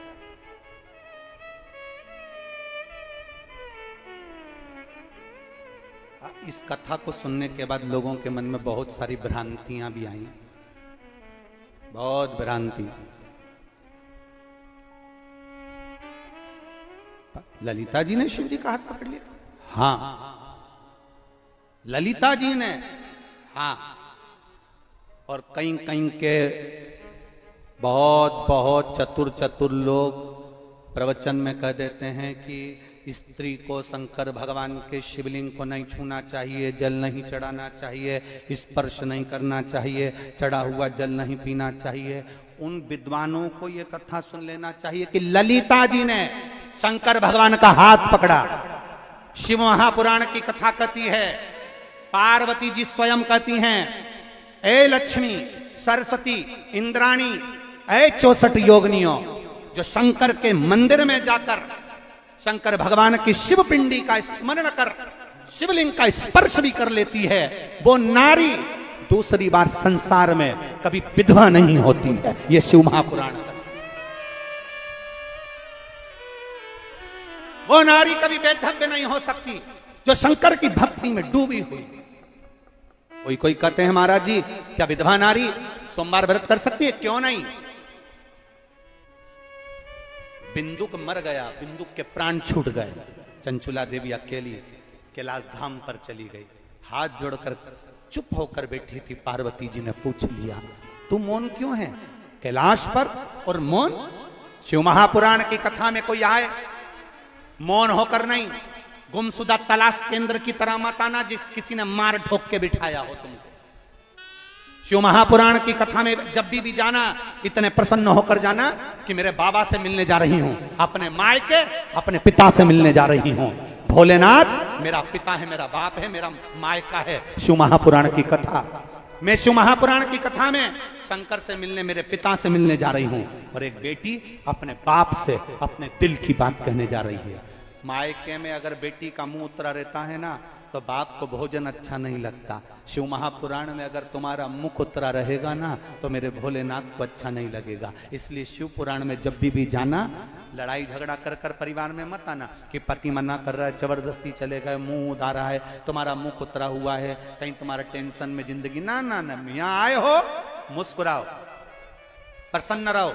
हमने एक बार पहले भी कथा में कहा, तुम्हारी जिंदगी में कितना भी दुख हो, तुम्हारी जिंदगी में कितनी भी ठोकरें खा रहे हो, तुम्हारी जिंदगी में कितना भी कष्ट हो, तुम्हारी जिंदगी में कितनी बड़ी भी बीमारी हो, कैंसर जैसा भी रोग हो, किडनी लीवर तक बेकार हो गए हो, हमने एक बात आप लोगों से कही, शंकर के मंदिर में जाकर जल चढ़ाना, बड़े खुश होकर चढ़ाना, बड़े प्रसन्न होकर चढ़ाना, मुस्कुराकर चढ़ाना। जल भी नहीं चढ़ा सकते तो हॉस्पिटल में दिखाने जाओ तो शंकर जी के मंदिर के सामने से खिलकर मुस्कुराकर हंसकर जाना। तो शंकर भगवान को पार्वती जी भी कहेगी, भोलेनाथ इतना दर्द है इसकी जिंदगी में, इतनी दुखी है, इसके बाद भी आपके सामने मुस्कुराकर जा रही है। शंकर जी कहते हैं, जो मेरे सामने मुस्कुराकर जाता है मैं उसको रोने नहीं देता, आशीर्वाद देता हूं तो मुस्कुराते रहे। मैं उसको रोने नहीं देता, उसको मुस्कुराने का वर प्रदान करता हूं कि तुम मुस्कुराते रहे। शिव की कथा में कभी भी आना, रोकर मत आना, टेंशन लेकर मत आना, बड़े प्रसन्नता से आना। बड़ी बीमारी है ना, रोग है ना, किडनी लीवर डायलिसिस चल रहा है ना, तकलीफ ज्यादा है ना, शंकर की भक्ति में आए हो, शंकर का गुणगान करने आए हो, उसकी कथा सुनने के लिए आए हो। और फिर निवेदन करूंगा, भगवान घर में रहना पसंद नहीं करता, शिव महापुराण से जाना तो भोलेनाथ को दिल में बिठा कर ले जाना, वो सब कुछ कर देगा। क्यों रोए हम आपसे पूछें, आपका सिर दुख रहा है, आप अपनी बहू से कहोगी मेरा सिर बहुत दुख रहा है बेटा, मेरा सिर बहुत दुख रहा है बेटा, मेरा सिर बहुत दुख रहा है बेटा। बहू क्या करेगी? पानी लाएगी, गोली देगी, बोलो बोलो जम के देगी ना, पानी भी लाएगी ना, गोली भी देगी ना। तुम्हारे कहने से बहू से कह दोगी तो क्या तुम्हारा सिर का दर्द आधा हो जाएगा क्या? अरे बोलो तो जम के। तुम सारी दुनिया में कहते फिरो महारा तो गोड़ा घना दुख है, महारा तो पाँव बहुत दुख है, महारा तो घुटना बहुत दुख रहा है, घुटना बहुत दुख रहा है। तुम दुनिया में कहते फिरो, कुछ नहीं होगा, दवाई तुम्हें खाना है, इलाज तुम्हें करवाना है, घुटना तुम्हारा दुख रहा है, दूसरे से कहकर काय को फालतू की बात करते हो। इससे अच्छा है महादेव के मंदिर में जाओ, उससे कहो ये शरीर, ये मन, ये चित्त, ये वृत्ति आपकी है, समय शरीर तेरा। बाबा ए शंभो, ए मेरे भोलेनाथ, ये शरीर को पलंग पर मत पटक देना कि तेरा मंदिर छूट जाए। मरते दम तक इस शरीर को मंदिर तक आती रहूं ऐसा बना कर रखना, वो समझ जाएगा, बीमार नहीं पटकना। तुम ये कहते ही काय को कि मेरा सिर दुख रहा है, तुम ये कहते ही काय को कि मेरा हाथ दुख रहा है, तुम तो ये कहो आखिरी सांस तक तेरे मंदिर पर आती रहूं। इस शरीर को ऐसा बनाकर रखना, पलंग पर मत पटक, शरीर ऐसा बनाना कि तेरे मंदिर में आती रहूं। भगवान समझ जाएंगे इतने में सब काम हो गया, अभी इसको बीमार नहीं पटकना, आती रहेगी। शरीर ठीक है तो आई। दुनिया का सबसे बड़ा सेठ कौन है? अरे बोलो रे जम के बोलो जरा। दुनिया का सबसे सेठ व्यक्ति कौन? जिसके पास में बंगला है वो सेठ है। अरे बोलो जम के। जिसके पास 4-5 गाड़ियां हैं वो सेठ है। जिसके पास सोना चांदी 2-2, 4-4, 5-5 किलो है वो सेठ है। जिसके घर में बेटे बहू सब कुछ है वो सेठ है। दुनिया का सबसे सेठ, दुनिया का सबसे अमीर व्यक्ति वो है जिसके घर में एक भी दवाई गोली नहीं है, वो दुनिया का सेठ है। धन से कोई सेठ नहीं है। करोड़पति व्यक्ति भी अगर रात्रि को नींद की गोली खाकर सो रहा है तो दुनिया का सबसे गरीब व्यक्ति है। और ठेले पर सोने वाला, रोड पर सोने वाला, आराम से रोड पर सो रहा है और बिना नींद की गोली खाए सो रहा है, तो समझ लेना दुनिया का सबसे बड़ा सेठ है। इसको गोली दवाई की जरूरत नहीं है। सोने चांदी की अंबानियां लगी है, 4-4 4 व्हीलर गाड़ियां हैं, डनलप का गद्दा बिछा है, एसी का रूम है, दूध का गिलास दरवाजे पर है, सब कुछ घर में सुख है। और रोज सोने से पहले 4-5 गोलियां खाकर सोना पड़ रहा है, तो तुम सेठ नहीं हो, तुम बहुत अमीर नहीं हो, तुम बहुत गरीब हो। शिव पुराण कहती है प्रथम सुख, बोलो बोलो जम के बोलो, प्रथम सुख निरोगी। पहला सुख जिंदगी का है तुम्हारी काया निरोग होना चाहिए, तुम्हारे काया में रोग नहीं होना चाहिए। तुम सेठ हो, तुम धनपति हो, अगर तुम्हारी घर में दवाई गोली नहीं चल रही। आप में से जितने भी लोग आए हैं, अगर नींद की गोली नहीं खाते हैं तो दुनिया के सबसे बड़े सेठ आप हो। भगवान से कहना ये नींद की गोली खाने की कभी जरूरत ना पड़े, ऐसी कृपा कर दे। अगर नींद की गोली खा रहे हो तो गरीब हो, और अगर नींद की गोली नहीं खा रहे हो तो सेठ हो। चैन की नींद सो रहे हो, थकान हो गई, कोई बात नहीं, व्यापार व्यवसाय में ऊंच नीच चलती रहती है, बिना टेंशन के सो रहे हो, बाबा के भरोसे सो रहे हो, तो फिर क्या सोचो, क्या सोचो।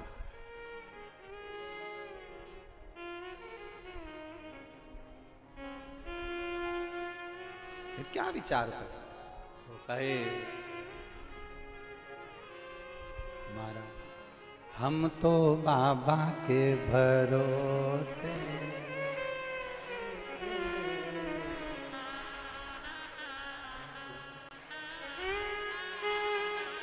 धन्यवाद ब्रजवासियों, बहुत सुंदर आप लोगों की आवाज है। एक बार जरा जम के गा दो, फिर हम चालू करेंगे। हम तो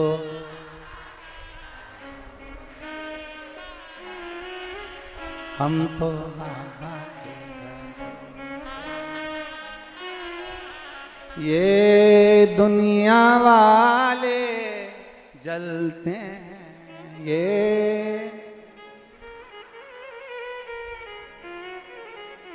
हम तो बाबा के भरोसे चलते हैं, हम तो बाबा के भरोसे चलते हैं, ये दुनिया वाले जलते हैं, ये दुनिया वाले,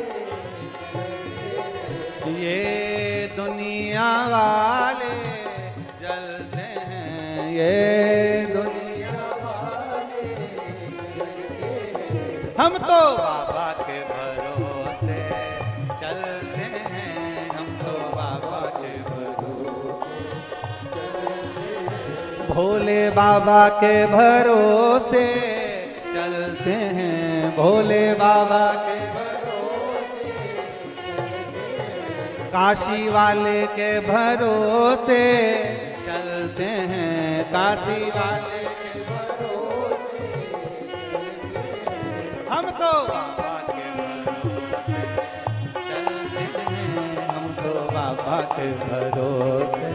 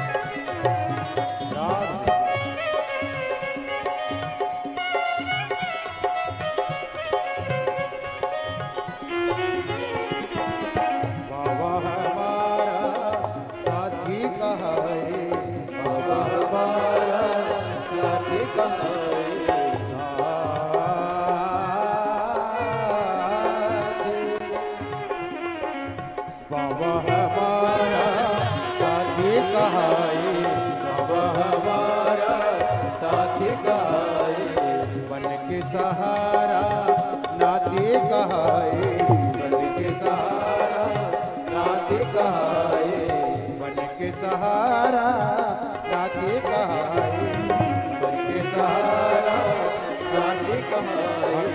इनके भरोसे पलते हैं, तो इनके भरोसे पलते हैं, हम तो बाबा के भरोसे चलते हैं, तो बाबा के भरोसे चलते हैं। ये दुनिया वाले चलते हैं, ये दुनिया वाले चलते हैं।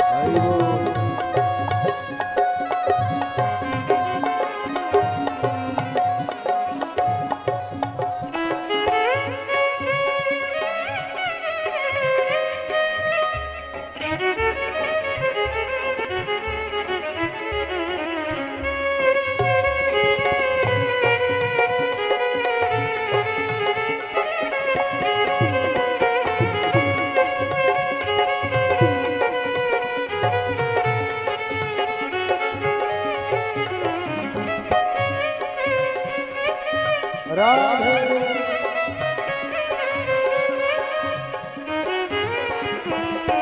दुनिया वाले क्या पहचाने, दुनिया वाले क्या पहचाने, दुनिया वाले क्या पहचाने, दुनिया वाले क्या पहचाने, क्या पहचाने, क्या पहचाने, दुनिया वाले क्या पहचाने, दुनिया वाले क्या पहचाने। बोले हमारे दिल की जाने, बोले हमारे दिल की जाने, बोले हमारे दिल के जाने, बोले हमारे दिल के जाने। इनके नाम से संकट टलते हैं, इनके नाम से संकट टलते हैं। ये दुनिया वाले जलते हैं, ये दुनिया वाले जलते हैं, हम तो बाबा के भरोसे चलते हैं, हम तो बाबा के भरोसे चलते हैं।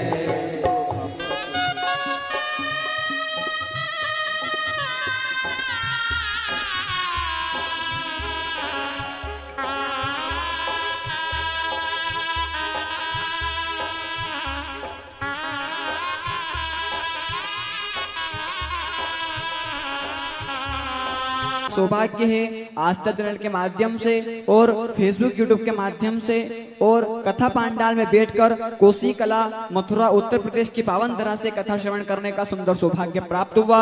और निश्चित ही कथा के मुख्य यजमान श्री सुभाष चंद्र जी अग्रवाल बासैया, श्रीमती रेणु जी अग्रवाल बासैया, श्री सौरभ अग्रवाल जी बासैया, श्रीमती सोनल जी अग्रवाल बासैया परिवार शिव भक्त सेवा समिति कोसी कला मथुरा उत्तर प्रदेश की पावन धरा से यजमान पदभार ग्रहण कर न केवल अपने जीवन को कृतार्थ किया अपितु जन समुदाय विश्व कल्याण हेतु कथा कराकर अपने जीवन को धन्य किया।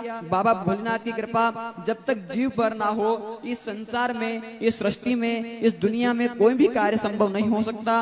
हम सभी को निरंतर प्रयत्न करते रहना चाहिए, बाबा भोलेनाथ की आराधना करते रहना चाहिए और उनका गुणगान निरंतर करते रहना चाहिए। बाबा देव अधिदेव महादेव को रोज प्रतिदिन धन्यवाद देते रहना चाहिए, क्योंकि इतना सुंदर जीवन हमें महादेव की कृपा से प्राप्त हुआ है। सुंदर कुल में हमें जन्म मिला, सुंदर भारत देश में हमारा जन्म हुआ, महादेव की कृपा है। और सुंदर वर्ण में हम सभी पैदा हुए हैं, महादेव की कृपा है। तो निरंतर हम सभी को भगवान भोलेनाथ देव अधिदेव महादेव को रोज प्रतिदिन धन्यवाद देते रहना चाहिए, उनका गुणगान करते रहना रहना चाहिए, उनका जप अनुष्ठान पूजन पाठ इत्यादि करते रहना चाहिए और हमें रोज प्रतिदिन सुंदर नई नई कथा परम पूज्य गुरुदेव श्रवण कराते हैं। ये एक सौभाग्य की बात है कि हम सभी रोज प्रतिदिन शिव महापुराण की कथा निरंतर श्रवण करते हैं। ये बाबा भोलेनाथ की कृपा है, उनकी ही करुणा है और नित्य नई नूतन नूतन कथाएं परम पूज्य गुरुदेव हमें श्रवण कराते हैं। पूज्य गुरुदेव के सानिध्य में आज आप सभी विगत कई वर्षों से पूज्य गुरुदेव की कथा श्रवण कर रहे हैं, लेकिन कुछ ना कुछ हर कथा में नया प्राप्त होता है। हमारे लिए यही काफी है, क्योंकि सनातन धर्म में हमारे ग्रंथों में कुछ लिखा हुआ है, उनकी गहराई तक जाकर परम पूज्य गुरुदेव हम सभी को सुंदर सुंदर कथा श्रवण कराते हैं और हम सभी को एक मार्गदर्शन देते हैं कि हमें समाज में किस प्रकार से रहना चाहिए, परिवार में किस प्रकार से रहना चाहिए, हमें किस प्रकार से हमारा जीवन व्यतीत करना चाहिए, हमें किस प्रकार से पूजन पाठ करते रहना चाहिए, किस प्रकार से भगवान को याद करते रहना चाहिए, किस प्रकार से भगवान का स्मरण करते रहना चाहिए। परम पूज्य गुरुदेव हमें कथा में बताते हैं और हम सभी को एक बड़ा ही सुंदर और सरल तरीका पूज्य गुरुदेव ने बताया है, जो सारी पूजन का निचोड़ है। एक लोटा जल सारी समस्या का हल। एक लोटा जल लेकर हम भगवान के मंदिर जाएं, देवालय जाएं, शिवालय जाएं और भगवान की पूजन करें और हम भगवान से खुद रूबरू होकर अपने हृदय की बात कह सकें। इतने में ही, इसी में ही, इस बीच में कोई भी आने वाला नहीं है, ना ही हम किसी को बताना चाहते हैं, क्योंकि हम भगवान से जब सीधा संपर्क करते हैं तो निश्चित ही समस्या का हल हो ही जाता है और बड़ा ही सुंदर और सरल तरीका पूज्य गुरुदेव के सानिध्य में कथा से प्राप्त हुआ है। एक लोटा जल सारी समस्या का हल। एक लोटा जल लेकर हम कहीं पास के मंदिर जाएं, देवालय जाएं, शिवालय जाएं और बड़ा ही सुंदर लगता है। यह कार्य विठलेश सेवा समिति सीहोर के सानिध्य में, परम पूज्य गुरुदेव के सानिध्य में चलती है। हमेशा सेवा के कार्य में तत्पर रहती है, चाहे स्वास्थ्य के संबंधित कोई भी कार्य हो या फिर बच्चों की पढ़ाई लिखाई के इत्यादि कोई भी कार्य हो, विठलेश सेवा समिति यह कार्य करती है। हम सभी निरंतर कथाओं में, कथा के माध्यम में ये सभी सारे संकल्प लेते हैं और वैसे भी सभी को निरंतर भगवान भोलेनाथ के प्रति अपार श्रद्धा और विश्वास करते रहना चाहिए। यह हम सभी को ज्ञात है कि सिद्धपुर नगरी सीहोर की पावन धरा पर विशाल कुबरेश्वर धाम की स्थापना होने वाली है। ये एक ऐसा धाम बनने जा रहा है जो 12 ज्योतिर्लिंग के बिल्कुल मध्य में स्थापित होने जा रहा है। बाबा की कृपा से बाबा अभी वहां पर विराजमान नहीं हुए हैं।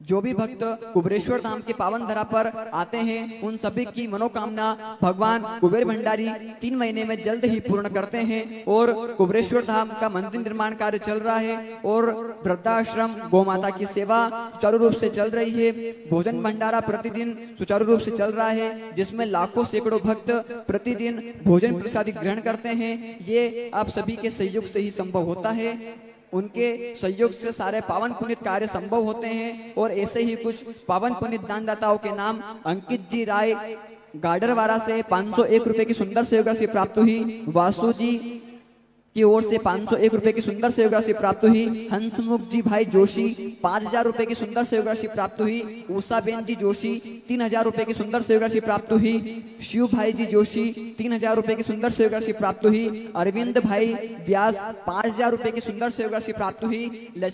महालक्ष्मी बेन व्यास 5000 रुपए की सुंदर सेवा राशि प्राप्त हुई।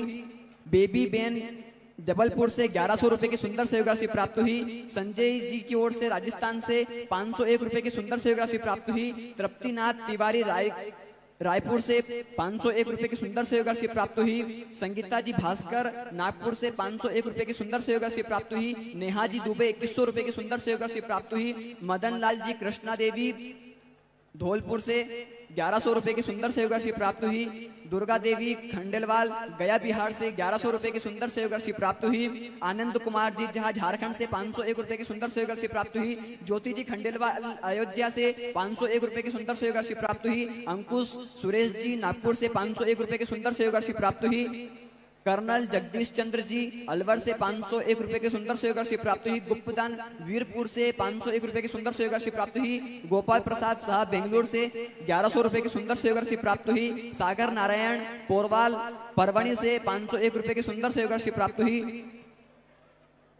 कृष्णलाल जी लखनऊ से 1100 रुपए की सुंदर सेवा राशि प्राप्त हुई। शशि प्रभा जी गुप्ता हरदोई से 5001 रुपए की सुंदर सेवा राशि प्राप्त हुई। नागेश जी देशमुख बीड़ से 501 रुपए की सुंदर सेवा राशि प्राप्त हुई। देव कुमार तिवारी हैदराबाद से 1100 रुपए की सुंदर सेवा राशि प्राप्त हुई। संतेश जी पाल गाजियाबाद से 5001 रुपए की सुंदर सेवा राशि प्राप्त हुई।